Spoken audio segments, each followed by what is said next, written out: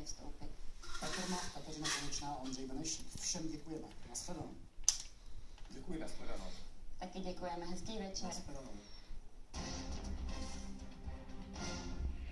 Migrace. Další velké téma Evropy i České republiky. Demonstrace proti islámu v Praze, pokračující příliv migrantů na jejich kontinentu. I to bude naším tématem. A také připomeneme výročí Rádia Svobodná Evropa. Teď ovšem další události dne vybral a zaznamenal Lukáš Lenz.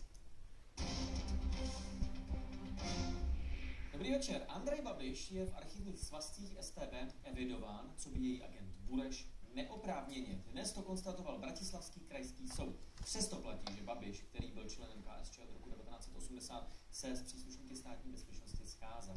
A také platí, že Babiš měl díky svým rodičům za minulého režimu skutečně exkluzivní a elitní možnost poznat západní Evropu. Od roku 61 žil a studoval v Paříži, od roku 69 pak v Ženevě.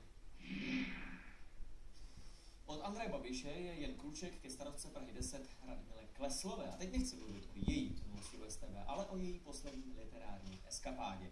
Tedy o tom, jak včera našla ztracený článek Hitler je gentleman. No a jak se ukázalo, že je to nakonec podvrh. Dnes se do případu totiž vložil velký znalec Peroutkova díla Jiří Ovčáček a tím vzkazem na Twitteru.